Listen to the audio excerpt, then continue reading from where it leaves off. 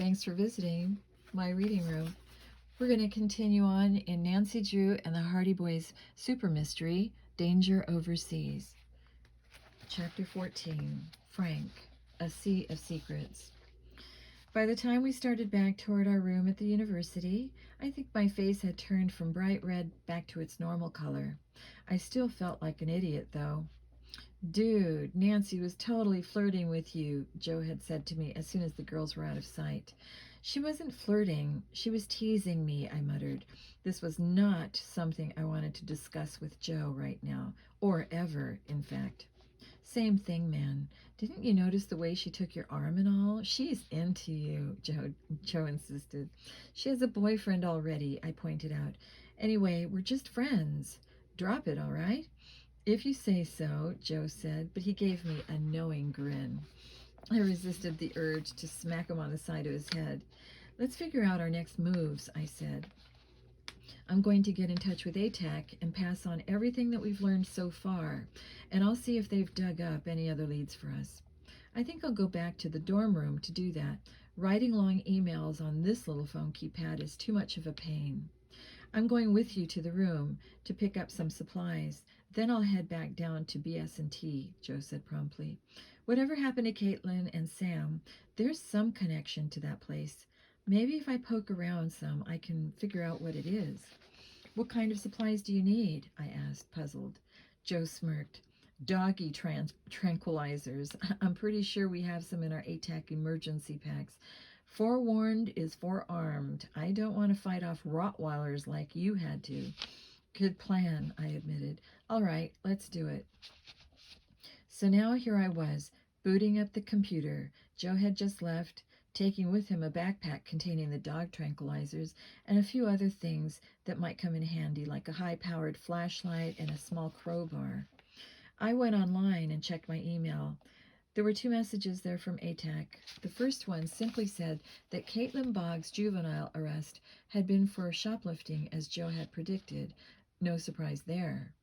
The second message contained information about Claude Bonaire, our billionaire dig sponsor and shipping company owner. I skimmed through it. Bonaire, it seemed, was truly obsessed with Emperor Claudius. He'd even written a book about Claudius called Playing the Fool. An excerpt from the flap copy promised that the book would, quote, lay to rest once and for all the notion that Claudius was anything but the most brilliant ruler of the Julio-Claudian dynasty, unquote. Okay, I muttered. Talk about single focus. There was also a copy of a long feature article from Claude Bonaire's hometown newspaper. He came from a little town in coastal Texas, and clearly he was one of their most illustrious sons. The article detailed his astounding success at building BS&T, and then talked about his scholarly achievements, meaning the book about Claudius. But the interesting bit came near the end of the article. That's where I read the description of a villa Bonaire was building for himself, apparently in the ancient Roman style, though it would have modern conveniences like electricity and a satellite hookup. It was being constructed on a small uninhabited island Bonaire had bought in the Mediterranean Sea, about 90 miles west of Rome. The first thing that struck my attention was the small inset map of the area. It showed that Bonaire's island was only about 40 or 50 miles away from Corsica. I wasn't sure what the connection was, but I strongly suspected it wasn't coincidence that Corsica kept popping up everywhere we looked. The second thing that struck me was the layout of Bonaire's villa. The paper had published one of the architect's renderings, which was an aerial view. As I stared at it, I realized that I was looking at a building layout that I'd seen before, yesterday to be exact. Bonaire was constructing an exact replica of Claudius's Emerald Bower. I let out a long, low whistle and leaned back in my desk chair. Now that's interesting, I murmured. Very, very interesting. A crazy idea was forming in my mind. Maybe the theft of artifacts we'd been out to investigate wasn't entirely a dead issue yet. Maybe it was just happening for completely different reasons and being committed by completely different people from what we'd thought. Claude Bonaire was obsessed with Emperor Claudius, to the extent, apparently, that he'd had a family tree done showing that he was Claudius's descendant. What if, in his mind, that meant he was entitled to some of Claudius's things, especially things that would look good in the replica of Claudius's house he was building, things that would make it even more authentic? I thought of the emerald-eyed lions that no one had found at the dig. I bet I know where those are, I said aloud. Turning back to my computer, I began to type in the search bar. I was hunting for a place near Rome that would rent me a fast boat. There was a Mediterranean island I wanted to pay a visit to. Joe. By the time I arrived at Civitavecchia, it was after 5 o'clock, and the offices of BS&T were dark. I was disappointed to see that iron security gates had been pulled closed over the warehouse bays. These guys weren't working late, apparently. I'd noticed this morning that the warehouse backed onto a wharf where ships could berth to pick up cargo. If I couldn't get into the warehouse, maybe I could check out some of the BS&T cargo ships. There was a possibility I'd learn something. A slim possibility, admittedly, but still better than nothing. I strolled down to the waterfront, camera in hand, doing my best impression of a clueless tourist. I wandered along the line of docked cargo ships, stopping every now and then to take a picture. The ships were all sizes, some of them enormous, with sides that towered high above my head. The area was still busy, with cranes unloading truck-sized containers and forklifts moving smaller cargoes from place to place. The whole place smelled like diesel fuel and fish.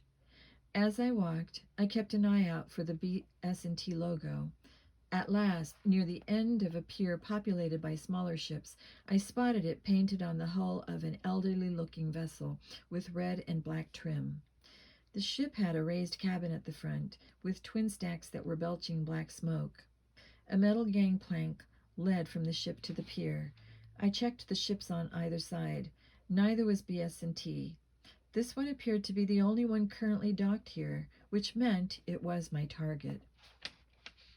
From where I stood, I could see that there were men moving about aboard the ship. There was no way I could come up with a good cover story that would get me aboard. I'd have to sneak. I glanced around me. The ship was moored by thick chains, fore and aft. I smiled to myself as I noted that the aft chain came out the side of the ship directly over an open porthole. Even better, a big stack of cargo containers sat on the dock directly in front of that porthole, hiding it and most of the chain from view, unless you happen to be standing where I was standing now. That's my way in, I said softly. It would be risky, but that only made it more exciting. Moving casually, I strolled over to the stack of containers and bent down as if to tie my shoe. First, I checked to make sure no one was watching. Then, I ducked into the shadow of the containers. Grasping the thick slime-coated chain in both hands, I swung myself along it hand over hand, working my way toward the porthole. Voices on the dock made me stop. I strained to peer over my shoulder. A couple of men were walking toward the BS&T ship. I winced as they stopped right next to the stack of containers.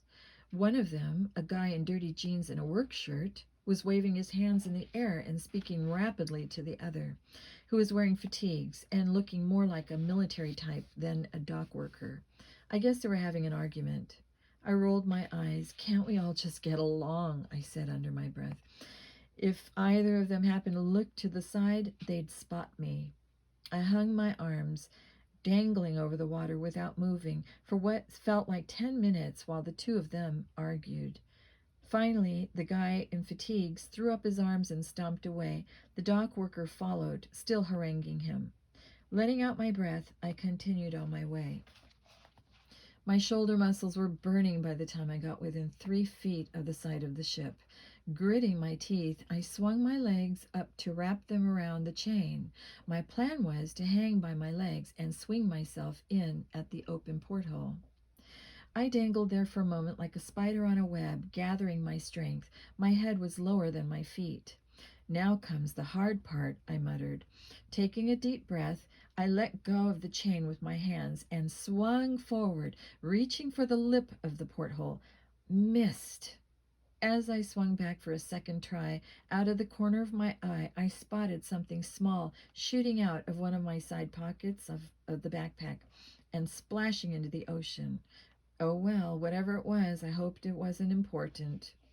As I arsed forward, I strained to reach forward, scrabbling for a handhold.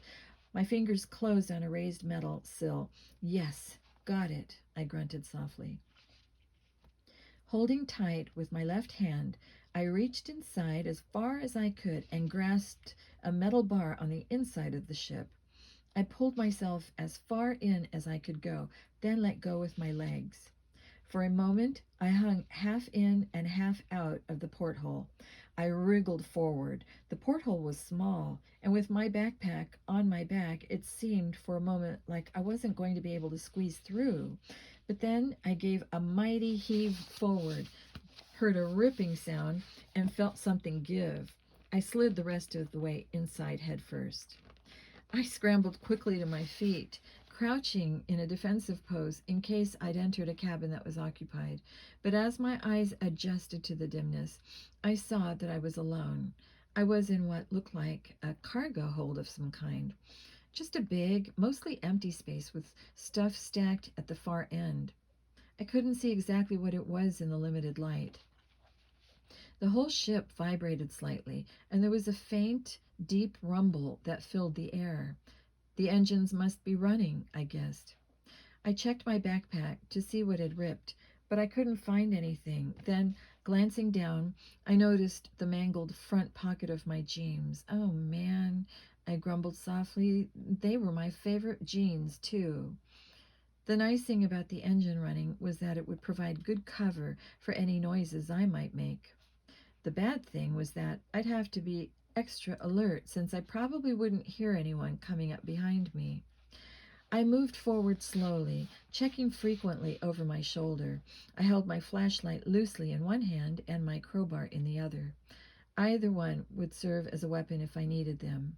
Handy. As I drew closer, I saw that the cargo stacked at the far end of the hold was mixed. There were several pallets of thick, curved red tiles, each about 8 inches square. I stared at them for a moment in puzzlement until I realized what they were. Roofing tiles, terracotta roofing tiles, just like the tiles on practically every roof in Rome. Next to the roofing tiles were more pallets, these stacked with big rectangular slabs of a grayish-white stone that I was pretty sure was unpolished marble. Okay, so the BS&T ship was carrying building materials. Highly suspicious, I muttered under my breath. Not. My pulse sped up as a door swung open somewhere to my left, spilling yellow light into the dim hold. I scrambled behind the pallets of marble, holding my breath.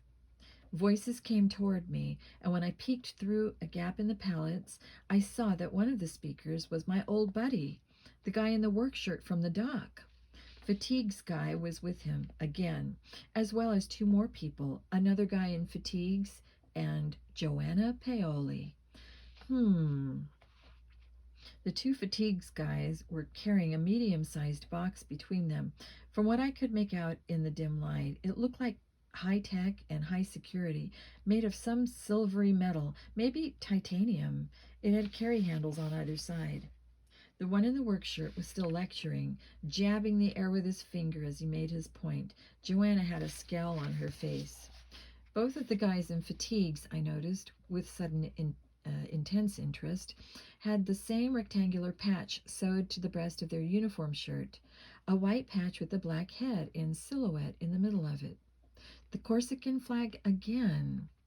The way it was sewn onto their fatigues, it looked like a uniform, the uniform of the Corsican army. But from what Frank and I had learned about Corsica, there was no Corsican army. Or was there? Joanna pointed to the pallets of roof tiles and asked Workshirt Guy something. Workshirt Guy shook his head violently and pointed at the roof. He snapped, whatever that meant. Bah, growled Joanna. Throwing up her hands, she beckoned to the two fatigue-clad guys, spun, and headed for the door. Andiamo, she shouted over her shoulder. That word I recognized from the old mobster movies. It meant, let's go. The guys fell in obediently behind her, carrying the box as gingerly as if it contained a cargo of live cobras. What could be in there, I wondered. I didn't know how, but I was going to find out before I left the ship. Work shirt guy shrugged and followed. It was pretty clear he'd won the argument. As he was walking out, work shirt guy noticed the open porthole. Crossing to it, he stopped to close and latch it. I crossed my fingers, hoping I hadn't dropped anything there, but he didn't seem to notice anything amiss. A moment later, he left the hold and the door swung closed behind him. As soon as I was sure they were gone, I swung my backpack off of my shoulders and started rooting through it for my phone. I wanted to update Frank on what I'd seen and where I was. But where was my phone? It wasn't in the side pocket where I thought I'd left it. I checked all the other pockets, but it wasn't there. Scowling, I dumped everything out onto the floor. As I searched through my stuff, I was vaguely aware of a rattling and clanking going on somewhere on the ship, but I didn't really pay attention. I was more concerned with finding my phone, which wasn't anywhere in my pack. At that point, I had a sudden flash of myself swinging from the chain outside the porthole and the small object falling into the sea below me. My phone! Oh, man, I groaned. It had been something important after all. ATAC wouldn't be happy. They gave us lots of cool equipment, but somehow they expected that we would give it back to them at the end of the mission, as good as new. Of course, that rarely happened. The way I approached my missions, things like cool spy gadgets tended to get a little mangled, which made ATAC cranky. This was going to make them extra cranky. I jumped as, with a roar, the ship's engines revved up. Whoa, were we going somewhere? I staggered as the big craft jerked into motion. We surged forward. Regaining my balance, I ran to the porthole I'd climbed in. To my dismay, I saw that we were already about 20 yards away from the dock, and the distance was growing rapidly. That clanking sound I'd heard must have been the docking chains being hauled in. I pressed my nose against the porthole, wondering if I could jump out and swim back to the dock, but one look at the churning white water in the ship's wake told me that was a no-go. The propeller screws were at the rear, and if I jumped in anywhere near them, I'd be sucked in and chopped up into tiny bits. A nice treat for any nearby sharks, yes, but not so good for my health. Okay, I said aloud. Let's assess the situation. Here I was, stowed away on a ship going who knows where, crewed by people who were probably hostile and possibly criminal. I had no phone, no way to contact Frank, and no one knew where I was. Oh, yeah, and I realized all of a sudden, I was starving. Great. I clapped my hands. What else could possibly go wrong? Chapter 15. A Brother Vanishes. Nancy. I sprang into a couch, my eyes fixed on the gleaming blade that had just missed giving me a haircut. Adrenaline surged through me. The guy holding it, I could see now, was the same one who'd chased Caitlin and me earlier that day. A hulking man with dark hair combed back from his forehead and deep-set eyes. Those eyes widened as they focused on me. "No la ragazza," he growled. I understood enough to gather that he'd been expecting Caitlin, not me. I seized the moment of surprise and hurled myself at his knife hand. Grabbing his wrist, I sank my teeth into it, a short, sharp chomp. He howled, and the knife clattered to the floor. Before he could do anything, I kicked it as hard as I could. It skidded across the tiles and under a large wardrobe. There, at least the odds were slightly less against me now. An instant later, the man regained his senses and swung his free hand at the side of my head. I saw it coming and twisted away, but even so, the blow was hard enough to make me see stars. I gasped and stumbled back.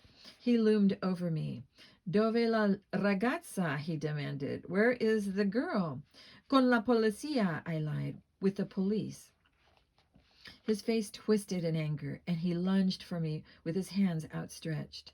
I scrambled backwards, putting a massive wooden chair between me and him, and shoved it at him. It caught him in the knees. Aye, he snarled. My heart constricted. The look on his face was truly murderous now. At that moment, there came a miraculous sound. Police sirens.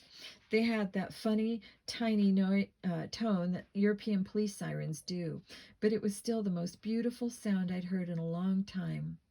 My mind whirred. Of course, the police weren't coming to my aid. They just happened to be responding to some other emergency nearby.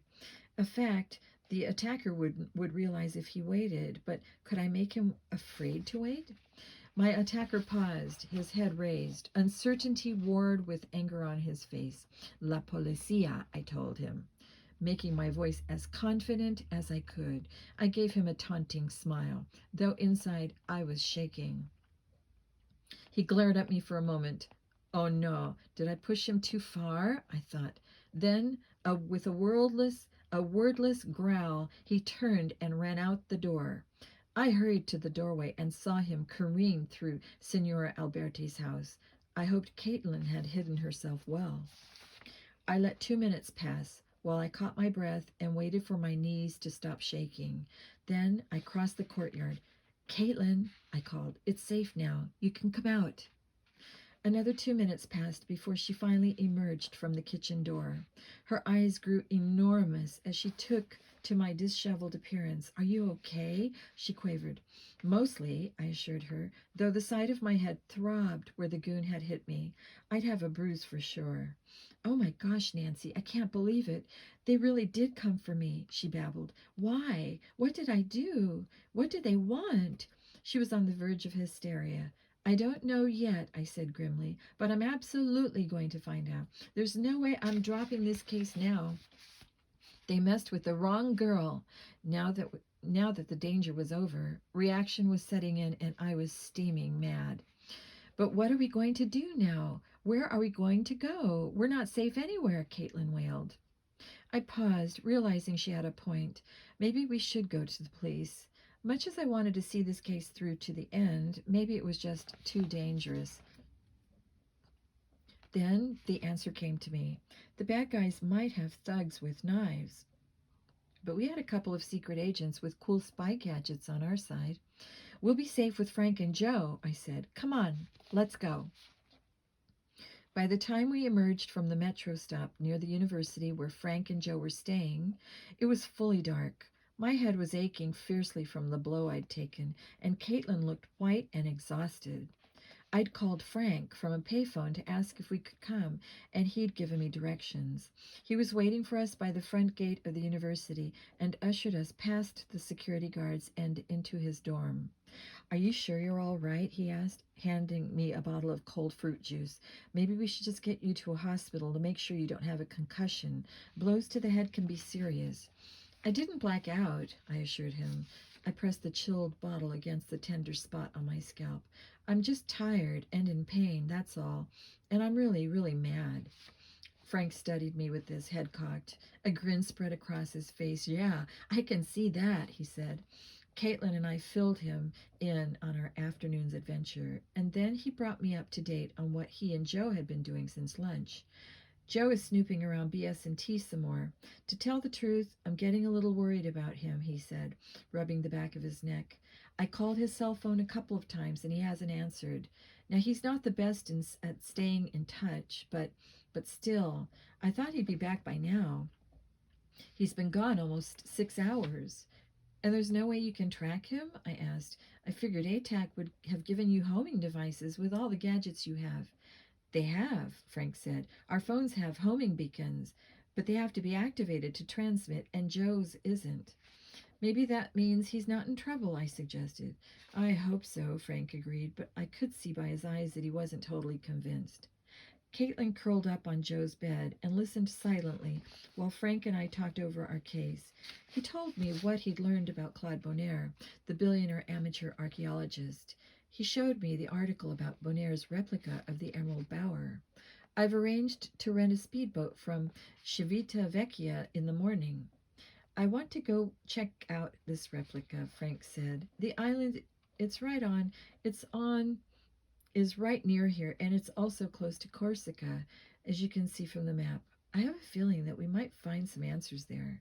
Can you drive a speedboat? I asked. I've done it a few times, he said. Joe's the one who really loves those things. He fell silent, drumming his fingers nervously on the table. I knew what was going through his mind. Is there any other way we could track Joe? I asked. Maybe ATAC knows how to pinpoint his phone, even without the homing beacon activated. Frank nodded. It is worth asking, he agreed. Picking up his phone, he stood up.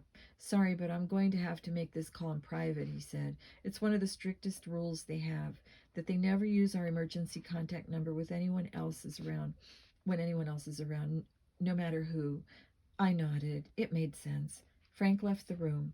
A few moments later, he came back in. That was a good idea you had, he told me. ATAC does track the location of each of its phones continuously, as long as the phone is switched on. They're going to get back to me as soon as they have anything. Great, I exclaimed. In the meantime, he said with a smile, I could use something to eat, and I'm guessing you two could also. Frank had gone out and bought a loaf of fresh bread, some cheese, and some fruit, while he waited for Caitlin and me. We feasted on this, washing it all down with bottles of sparkling water. By the time we finished, I felt 10 times better than I had, and Caitlin's cheeks had some color in them again. There's just something about Italian bread, I said, brushing crumbs from the table into my cupped hand. It's the best tasting bread in the world. Frank's phone rang, and he grabbed it eagerly. Hello? I watched as he listened for a moment. Right, he said. His eager look faded, to be replaced by one of growing concern. Right. I see. Got it. Okay, thanks. He flipped the phone closed and sat there for a moment. His lips were compressed into a tight line of worry. Tell me, I said, putting a hand on his arm. Joe's phone was broadcasting all day, which means at least he had it turned on, Frank replied. My contact checked the records, and since about 25:20, it was broadcasting from one location. My contact pinpointed this location as about 5 yards west of a dock in Civita Vecchia. I frowned as I tried to picture this. 5 yards west of a dock? But doesn't that mean it's in the water? Yes, Frank confirmed, nodding. 20 feet under, in fact. The satellite can measure depths. The phone was there, not moving, until it stopped broadcasting at about 6:30. Could it have run out of battery? Caitlin asked. Frank shrugged. It's possible. But the point is, before it stopped broadcasting, it was there, underwater, for more than an hour. He looked wretched. That doesn't mean that Joe was there with it, I said quickly. Maybe he just dropped his phone. Come on, Frank. Your brother is smart and a resourceful guy. He's going to be okay. You have to believe that. You're right, Frank said, brighteningly slightly. He is resourceful. He's also incredibly careless with his stuff. I bet he did drop his phone. Do you want to go there now and check it out? I asked. I'll go with you if you do. Frank was already online, checking train schedules. A moment later, he shook his head. There are no trains to Civita Vecchia at this time of night, he said. The next one is at 5 tomorrow morning. He smacked his hand down on the desk. I feel so helpless. We'll be on that train, I told him. We'll go there and we'll find him, Frank. Believe it. Closing his eyes, he took a deep breath. Okay, you're right. I've just got to think positive. What else can I do? You can try to get some sleep, I suggested. I know it won't be easy, but the more rest you get, the better able you'll be to deal with whatever we find there. Frank opened his eyes and gave me a crooked smile. Right again. Thanks, Nancy. I smiled back, feeling a rush of warmth for him. Any time. Now lie down and get some rest. He did as I told him, stretching out fully clothed on his bed. Caitlin was on Joe's bed, so I made myself as comfortable as I could on a small couch. Then I turned the lights out, and we all lay still, silent, in the darkness, waiting for the dawn. Chapter 16, Scouting by Sea, Frank. I didn't think I'd be able to sleep at all, but I must have dozed off for a couple of hours because I woke up to find Nancy bending over me, gently shaking my shoulder. "Wake up," she was saying. "It's time." "Time for what?" I gazed up at her, dazed with sleep. "You're pretty," I mumbled. She smiled. "Why, thank you." Suddenly, I realized what I'd said. That brought me awake in a hurry. I sat up fast and swung my legs over the edge of my bed, avoiding Nancy's gaze. My face was burning. I cleared my throat. I'll just go. I've got to, Right, Nancy said quickly. "You go ahead." As I hurried out of the room, I heard Caitlin saying, "He has to do what?" What was he talking about? I thought of how Joe would have made fun of me, and that made me remember with a fresh jolt of worry that Joe was missing. He was the reason we were up so early. We were heading to Civitavecchia to find him. I hurried down the hall to the communal dormitory bathroom. Turning on the cold water, I splashed my face and neck vigorously, wetting my hair and shaking it dry. After I brushed my teeth, I was ready to face the day. Nancy, Caitlin, and I left the dorm and caught the metro to the train station. We made it with 10 minutes to spare, so Nancy and Caitlin went off and got us coffee and rolls for the ride while I got tickets. Then we all boarded the Civitavecchia train. This was getting to be a bad habit, I thought. In spite of myself, though, I couldn't help admiring the sunrise that greeted us as we stepped off the train. The normally busy port town was hushed and silent, and early light sparkled on the wavelets of the Mediterranean. The sky was cloudless, the air calm. It looked like a perfect day. Using the satellite coordinate that my ATAC contact had sent to my phone, I led the girls down to the docks by the BS&T offices. The spot that Joe's phone had broadcast its last pings from was about 2/3 of the way along a pier reserved for smaller cargo ships and fishing boats. There was nothing moored there, though there were ships on either side of the spot. A few fishermen were walking around, getting ready to go out for the day, and between us, Nancy and I were able to ask one of them if there'd been a ship moored there yesterday afternoon. He squinted off at the horizon, thinking, and then said, Si, lo vino, by aceite. It took me a moment to translate that into my mind into BST. My heart leaped. There'd been a BS&T ship in this spot. "Do you think he got on that ship somehow?" Nancy asked me in a low voice. "I think it's a good possibility," I replied. "The question is, why? And where was it going?" Nancy turned back to the fisherman and, with a lot of pausing and sign language, asked if he had any idea where the Olivino was bound, but he shook his head. "Non so," he said sadly. "I don't know." "Ma sarà. Lo vino, poi piccolo, poi vecchio." And he reeled off a long declaration that neither Nancy nor I understood. But I didn't really need to, because I'd understood the important thing. The Olivino was small and old, and therefore made only local trips. So it had to be somewhere close by, and that meant, with luck, Joe was close by too. The only place I could think of that was nearby and was connected to BS&T was the island owned by Claude Bonaire, the one off the Corsican coast, so that was the place I would go. "Who's up for a speedboat ride?" I asked. 2 hours later, I throttled the engine of the speedboat back to a low growl. "There it is," I said, pointing. "Claude Bonaire's private island." Ahead of us lay a small mountainous island, maybe a mile long.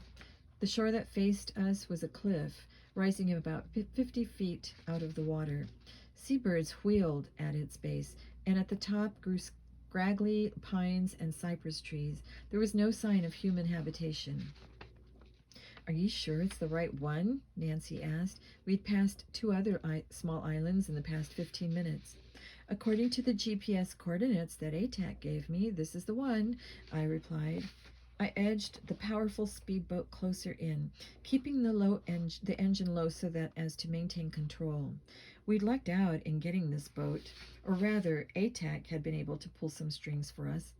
My contact had directed us to a local boat dealer who let us take one of his most expensive models. It was a long, sleek boat with a sharp nose and tons of horsepower. It had done 60 miles an hour for 90 minutes with no problem at all.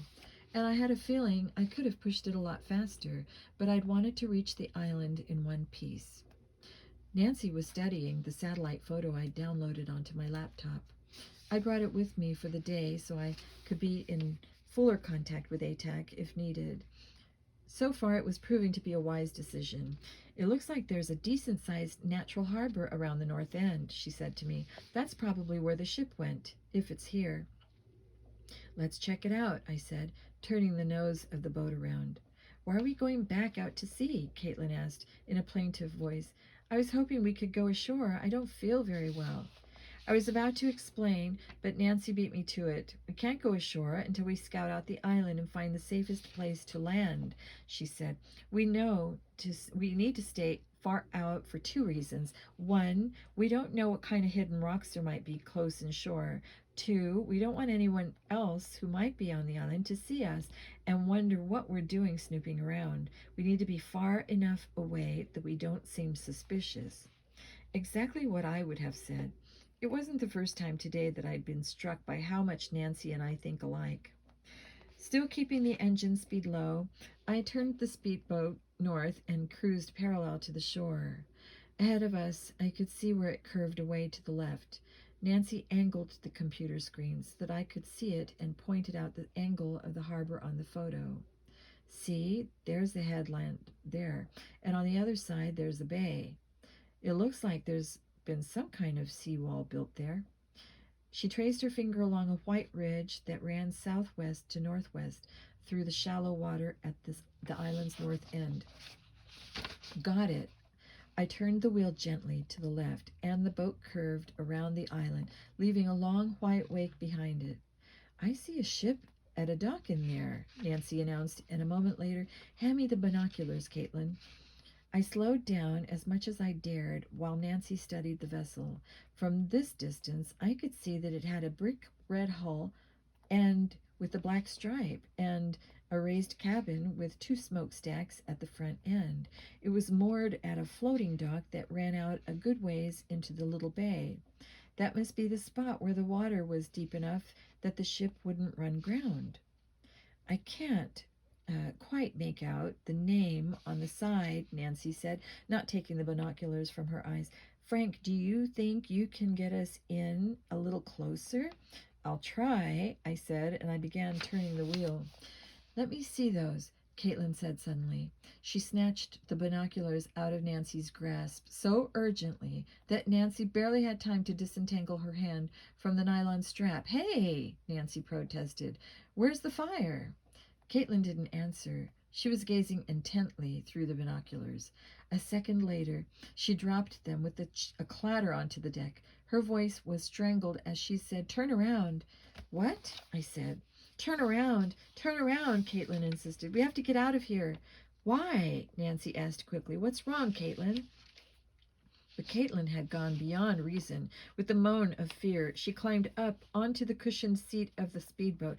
Then, while Nancy and I gaped at her in complete bewilderness, she drove over the side of the boat into the open sea. Chapter 17, Island Adventure, Nancy. Caitlin, I cried, lunging to grab hold of her, but it was too late. My fingers closed on air.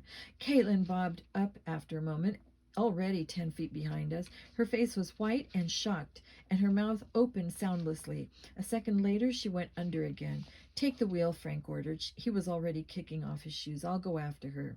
When I hesitated, he said, I've done my share of lifeguarding in the summers, and you shouldn't be too active with that bump on your head. He had a point. Sliding over, I grasped the wheel. Pausing only to pull his t-shirt over his head, Frank dove cleanly into the water. For a moment, I focused on steering the boat, shoving the throttle almost into idle. I made a wide circle back toward where we'd been a few seconds before. Frank had reached Caitlin already. He'd wrapped one arm around her from behind and was swimming strongly with the other. I reversed gear to stop the boat's forward motion. Then I cut the engine altogether, not wanting to risk either of them getting tangled in the propellers. When Frank swam alongside the boat, I was already with the life ring on a rope. I tossed it to him, and he wrapped it around Caitlin's waist. She swayed limply in the water, but I could see that she was conscious. Puffing and panting, we managed to hoist her up over the side. She slid onto the stern cushions and lay there in a shivering heap. Frank pulled himself up after her, his wet brown arms glistening in the morning sun. He sat for a moment with his head down, catching his breath. Then he looked up and gave me a lopsided grin. "Nice driving," he commented. "Nice lifeguarding," I replied with an answering smile. Both of us turned to regard Caitlin, whose teeth had begun to chatter. "What was that all about?" I asked her. "We're in the middle of the Mediterranean Sea. What were you thinking, Caitlin?" The the ship," Caitlin managed. I recognize it. That's where I was being held prisoner when I was missing." A jolt of excitement shot through me. "You remember?" Caitlin nodded. I remember it all," she said. She gave me a convulsive shudder. "I'm so cold. My teeth are chattering so hard I can't talk. Aren't there any towels on this boat?" No," I said, resisting the urge to point out that A, it was a rental boat, and B, no one had told her to go jumping into the ocean anyway. "Sorry. Lie down on the cushions. You'll be out of the wind and the sun will dry you pretty fast." Frank, meanwhile, had put on his t-shirt on backwards and restarted the engine. We motored away around the west side of the island. "I don't want anyone wondering why we're hanging around," he explained. "It's pretty clear that we need to go ashore here, so let's find a cove or something where we can pull in. And then once we're all set, Caitlin can tell us what she remembers." "Good idea," I agreed. The shore along this side was rocky, but it wasn't a sheer cliff like the east side. From the satellite photo, it didn't seem like there were many inlets, but it was hard to tell.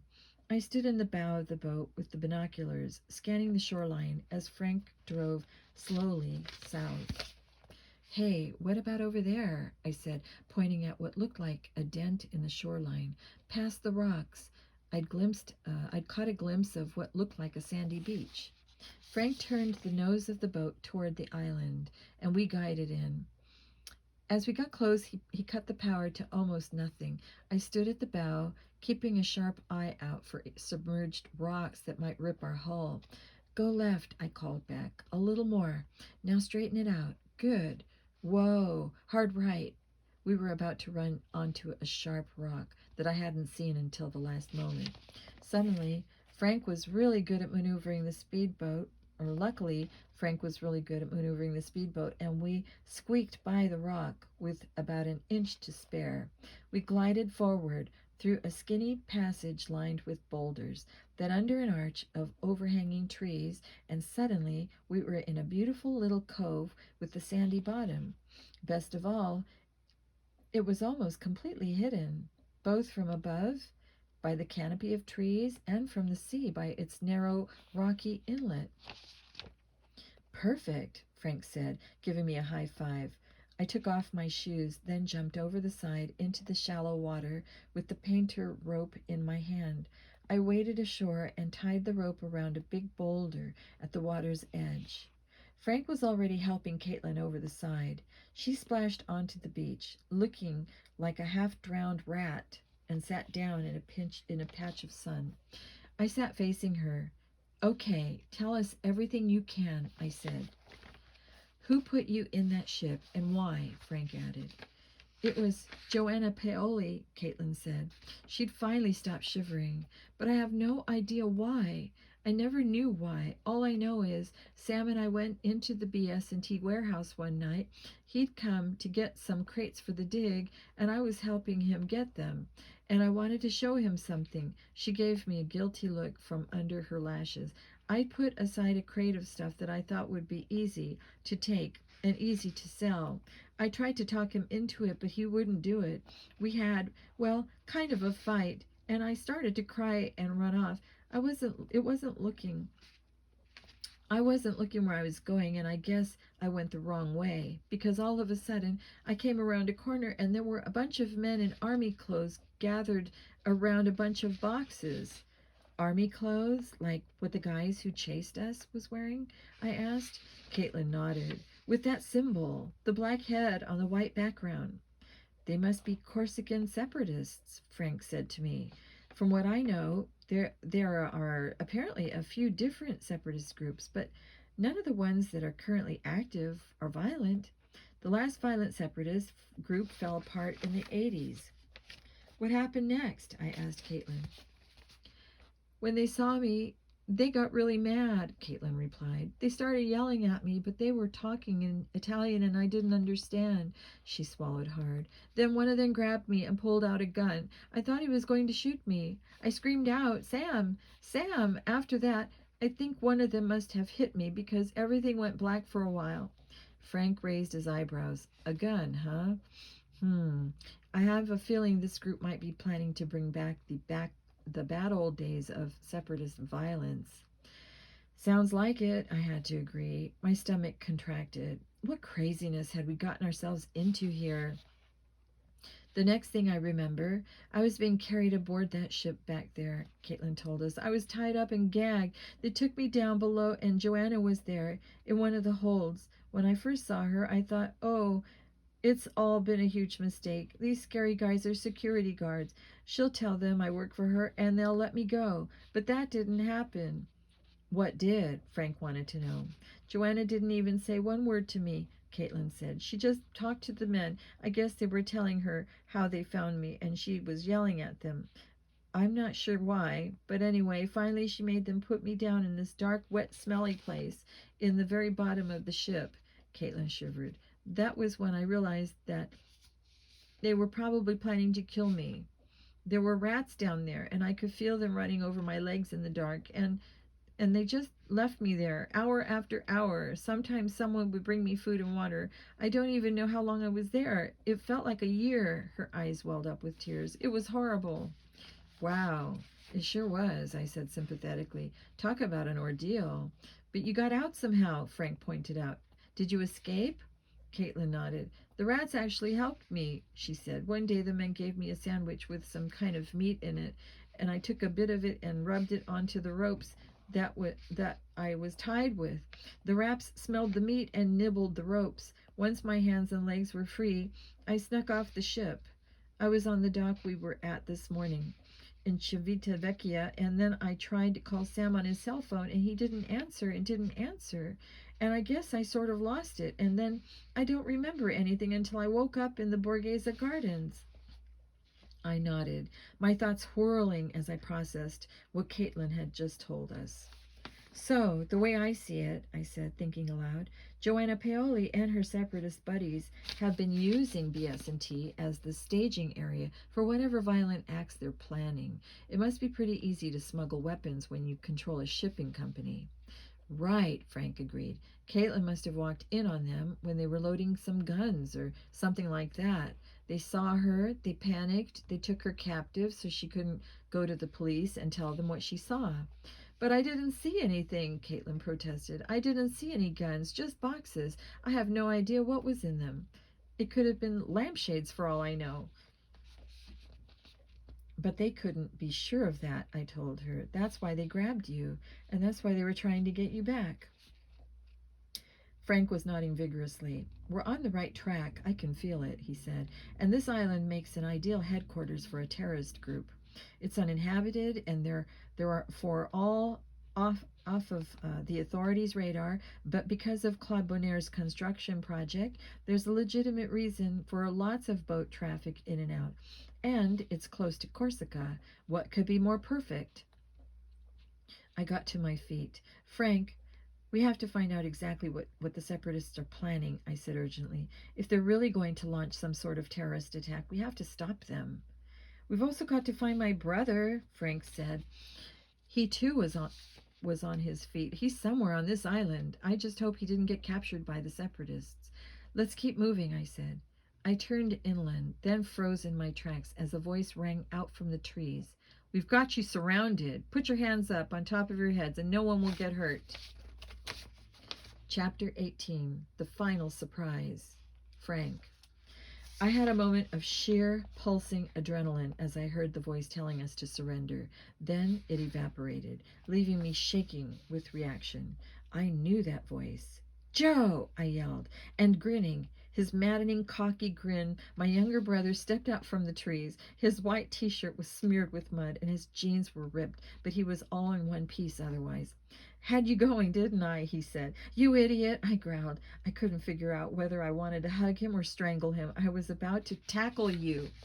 "We've been worried sick about you," Nancy chimed in. "You scared me to death," Caitlin accused him. Joe held up his hands. "Whoa, sorry everyone. I guess that was kind of a dirty trick. I just couldn't resist. Sorry. Seriously, you don't know how glad I am to see you. I could kiss you all, even Frank, and that's saying something. Hey, you didn't happen to bring me any food, did you? I haven't eaten since lunch yesterday." We all stared at him for a moment. Then Caitlin said, I didn't eat most of my croissant. If you want it, it's on the boat." "A croissant?" Joe groaned. He splashed out to the boat and retrieved the bakery bag with Caitlin's roll in it. "That's it? I could eat a whole side of beef." "Joe," I said severely, "quit messing around and tell us what's been happening to you. How did you get here? And what's going on?" "Stowed away on L'Alvino," Joe said through a mouthful of bread. "It was kind of an accident. The ship took off while I was snooping around below. Dropped my phone in the water while I was sneaking aboard, so I couldn't call you." I nodded. That was what I'd figured. Well, at least what I'd hoped for. "So, what did you find out?" Nancy asked him. "Is this island the home base for a violent Corsican separatist group?" Joe swallowed. "I don't know how you figured that out, but yes, it is," he said, "and you'll never guess who's leading them." "Joanna Paoli," I supplied. He stared at me. I grinned. "We've got our own sources," I told him. "Is Claude Bonaire involved with the separatists?" Nancy asked. "Bonaire?" Joe looked baffled. "Not that I know of. Why would he be?" "He happens to own this island," I explained. "I found out yesterday. That's how we knew about this place at all. He's building a replica of Claudius's Emerald Bower here." Joe let out a long whistle. "No kidding. Well, that explains a lot." He polished off the last of the croissant and tossed the empty bag back into the boat. "Come on, you guys, follow me. I've got some things to show you." Caitlin was still looking weak and bedraggled, so we decided she should stay with the boat. I showed her how to start it so that if anyone came, she could make a quick retreat. "I hope I don't have to," she said, her voice tremulous. "Me too," I said. "I'd rather not be stranded here." Then Joe led us into the trees, charting a course up a steep, heavily forested hill. Nancy followed him, and I brought up the rear. 5 or 10 minutes of stiff climbing brought us to the top of the hill, where we paused to rest and catch our breath. "We need to keep the noise down from here on," Joe cautioned in a low voice. "The separatist camp is at the north end of the island, but it's a small island." "Got it," Nancy said. We followed Joe north through the woods, keeping a sharp eye out for stray separatists. About half an hour, we came to a spot where the land sloped off to a cliff-like drop. Joe signaled for us to get down. Then he dropped to his belly and crawled like a soldier the last few yards to the edge. I wriggled up on one side of him, and Nancy came up on the other. We found ourselves looking down on a construction site. On the left was the almost finished builder that had to be the Bonaire's Emerald Bower. Pallets of marble slabs and red roof tiles sat beside it. On the right was a cluster of prefab huts, with one set well apart from the others. "I was up here scoping out the scene when I saw your boat out there," Joe whispered. "I had my binocs with me so I could tell it was you guys. I'm pretty sure no one else saw you. They were all sleeping." "Let's hope they still are. They had a celebration last night that went pretty late." "What were they celebrating?" Nancy asked. Joe's eyes were somber. "That's what I'm about to show you." "Wait a sec," I said. "Give me those binoculars, Joe." He passed me the field binoculars, and I aimed them at the unfinished house. "Aha, just as I'd suspected. See those two statues in the front area?" I said, pointing. The small ones that look like Pekingese dogs? Yeah, so? Joe replied. I handed the binoculars back to him. Unless I miss my guess, those are the missing emerald-eyed lions? You've got to be kidding, Nancy said. You mean the separatists are also the dig thieves? I'm not sure, I said, but my guess is that Bonaire really wanted those lions, and Joanna offered to get them for him. And now she has a hold over him, which she uses to keep him quiet and out of her way. Smart, Nancy said admiringly. That's my brother, always thinking, Joe said, grinning at me. Then his smile faded. But right now, we've got bigger fish to fry. Follow me. We crept down the hill toward the isolated prefab hut, taking the utmost care not to make any sound. Joe scuttled across to the door, checked to see that no one was looking, and then threw it open. I could see that a broken padlock hung from the clasp. Joe pointed silently into the dark interior. Nancy and I stepped in, and Joe followed, closing the door behind us. The hut was in deep shallow, but I could see that it was piled high with wooden crates. The top was off one, and the butt of a semi-automatic rifle poked out from a nest of straw. Weapons cache, Nancy whispered. Whoa. That's not all, Joe said. He pointed to a medium-sized case made of silvery metal that stood by itself. What's that? I asked, though I had a sinking feeling that I already knew the answer. Joe knelt and opened the lid. Nancy and I found ourselves gazing down at a dull gray metal sphere, roughly the size of a soccer ball. It was nestled in a bed of foam. Is that what I think it is? Nancy's voice shook a little. I nodded, hardly believing it myself. It's a plutonium detonator. Wow. Oh, wow. A plutonium detonator could mean only one thing. The separatists were making a nuclear bomb. Joe. That's right, I said, nodding. It came in on the Olivino last night. I saw them bring it aboard. I checked it out last night while they were all partying, and my Geiger counter went nuts. I pulled it out, and it began to make a loud, chattering sound. Frank snapped his fingers. Hey, that's what that noise must have been in the warehouse that night. Right before the dogs attacked me, I heard a noise just like that, only much fainter. I couldn't figure out what it was, but I had my Geiger counter in my backpack. It must have sensed the plutonium. So that's why they were celebrating, Nancy said. It must have been hard and expensive to get a hold of this thing.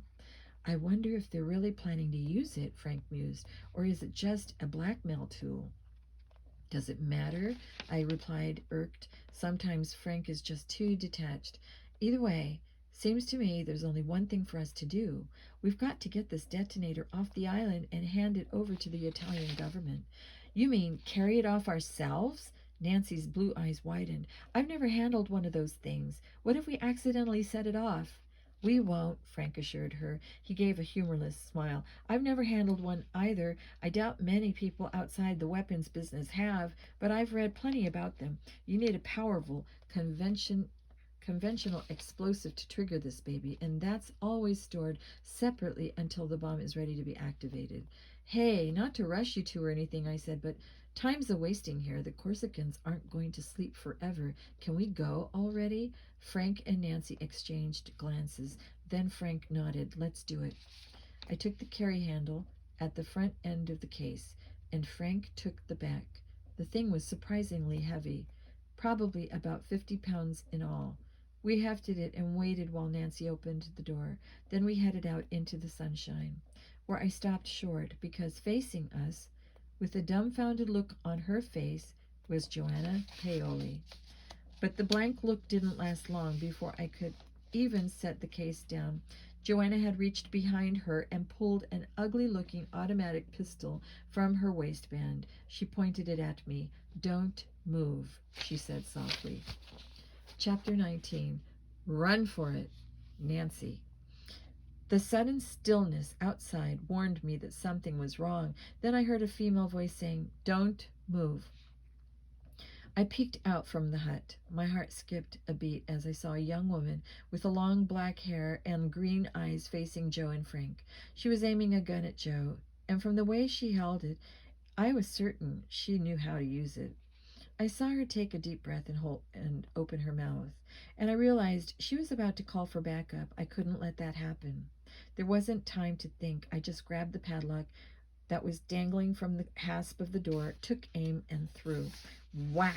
It struck her square in the middle of her forehead. Her green eyes opened wide with surprise. Then the gun fell from her hand and she keeled over backwards. I let out the breath I hadn't known I'd been holding. Hurrying outside, I knelt by her and made sure she was breathing. She was, though there was a large egg-shaped lump rising on her forehead already. That was going to hurt later on. I touched the bruise on my own head. Payback, I thought, was the measure of satisfaction. I turned around and saw Frank and Joe staring at me with identical expressions of idiotic shock, their mouths hanging open. Well, don't just stand there, I said in an urgent whisper.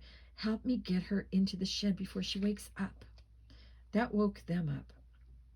Setting down the case that held the detonator, the boys grabbed the woman, who I guessed was Joanna Paoli, the leader of the Corsican separatists, by her arms and legs and heaved her inside the hut. Frank pulled the door closed and stuck the broken padlock onto the hasp to keep it shut.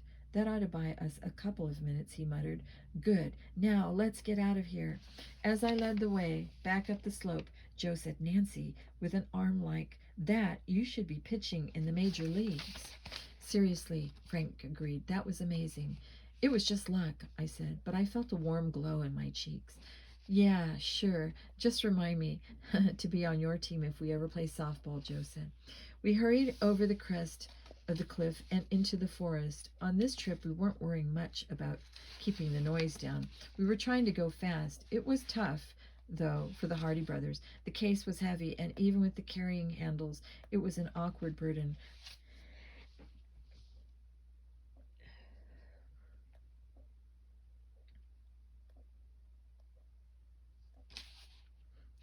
On the uneven terrain. I winced as I saw how they were struggling. Behind us, shots rang out. We heard confused yelling, and then a woman's voice rose over the babble, shouting commands. She's got out. They're on to us, Frank rasped. We gave up any hope of keeping quiet and just ran. I went in the lead, seeking out the easiest footing for the boys. It was a nightmare run. Branches slapped my face and thorny bushes ripped at my clothes as I plunged through the woods. Behind me, I heard Frank and Joe gasping and stumbling, and behind them, I could hear the voices of the separatists growing close, fast. Then we were sliding down the cliff that led to the cove where we left Caitlin in the boat. Caitlin, I screamed, start the engine, start it up. For a moment, I heard nothing. Then the engine sputtered and died, and again and again. She flooded it, Frank gasped. Tell her stop. Caitlin, stop, I yelled. Don't touch anything. We burst out onto the beach, and I caught a glimpse of Caitlin's terrified face peeking over the side of the boat. I threw myself down by the boulder where I'd tied the painter rope and began feverishly undoing the knot. The Corsicans were close behind us now. I could see flashes of movement among the trees as they began descending the cliff. Frank and Joe splashed through the shallow water to the boat and heaved the carry case over the side. Then Joe vaulted in and ran to the controls. I've never heard a sweeter sound than the engine roaring to life. Pulling apart the last loop of the knot, I gathered the rope in my hands and raced to the boat. Frank and Caitlin hauled me over the side, even as Joe was spinning the nose around. Watch out for the rocks, Frank yelled. Got it, Joe yelled back. He steered for the narrow opening. The first of the separatist soldiers crashed onto the beach. I gasped. It was the guy who'd attacked me yesterday. As he spotted me, his face twisted in a snarl. He lowered his gun and took aim. I knew I should duck, but I couldn't seem to move. But I didn't have to. With Frank navigating, Joe had steered the boat past the rocks. Now, in the clear, he gunned the motor, and we shot away so fast that I lost my balance and fell sprawling onto the deck. I'll never know if my attacker fired at me, because the only thing I could hear was the roar of the boat's powerful engine. Yes, Joe shouted, punching the air with his fist. Are we safe? Caitlin cried. Frank grabbed my hand and pulled me up off the deck. And then we were hugging, laughing, and cheering as we watched the island recede into the distance behind us. We did it, I yelled. We really did it. Wow, Nancy, we can't leave you alone for a second, George teased me. Seriously, speedboats, terrorists, nuclear bombs.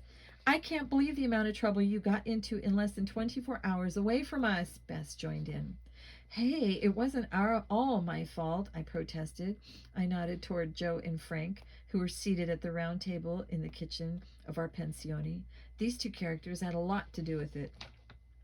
Joe paused in the act of shoveling a huge forkful of Anastelle's pasta bolognese into his mouth. Guilty, he mumbled. Not to mention Caitlin Boggs, George added. She shook her head. That girl is just a trouble magnet. I'm so glad we were able to help her, but I have to say I'm also glad she's gone. Me too, Bess agreed. We'd said goodbye to Caitlin the evening before, when her father had arrived to take her home.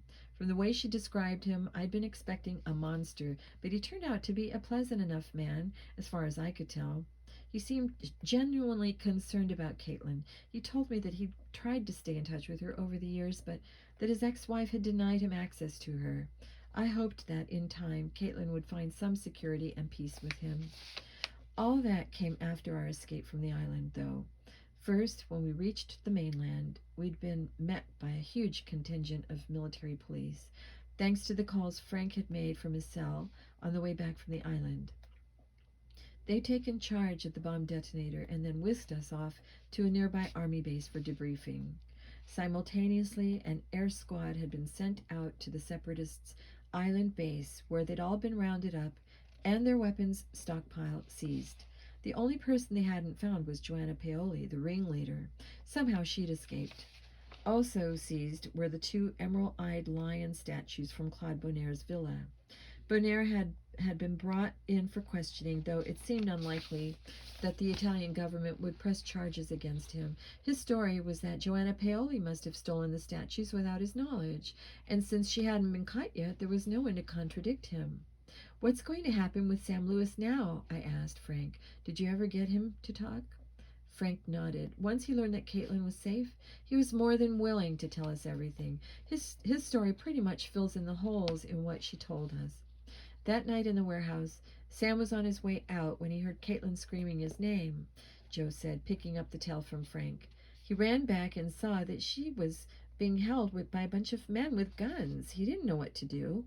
There was no way he could overpower them. He figured maybe they were kidnappers, so he sneaked away and grabbed the box of stuff Caitlin had set aside from the dig, figuring that if he could sell it online, he might be able to come up with some ransom money. Okay, George said, raising an eyebrow. A little harebrained, maybe, but I guess the guy was under some serious pressure. The problem was, when he tried to sell the stuff, of course he got caught, Frank continued, and that's when things really got complicated. Joanna Paoli realized he had been there that night and that he knew something about her operation. She somehow got a message to him that while he was in police custody, telling him that if he told the police anything, Caitlin would suffer. So that's why he wouldn't say anything. He was trying to protect Caitlin, I murmured, nodding. Poor guy. He got sucked into this whole crazy case against his will. He's the least guilty of any of them, and now he's the one who'll have to pay for his crimes. Well, hopefully we'll be able to help out there, Joe said. ATAC is doing what it can to get the charges against him dismissed. He leaned back in his chair. That was the best bolognese sauce I've ever tasted. I laughed. Anastelle's cooking is definitely a highlight of being here. Honestly, though, this has been the most exciting trip I've ever taken. Amnesiacs, terrorists, stolen artifacts, and all, Frank teased. I smiled around the table at my friends. And all, I confirmed. In fact, I wouldn't have it any other way. The end, and I hope you enjoyed that. We'll continue in another Hardy Boys mystery, probably in the next take. Good night.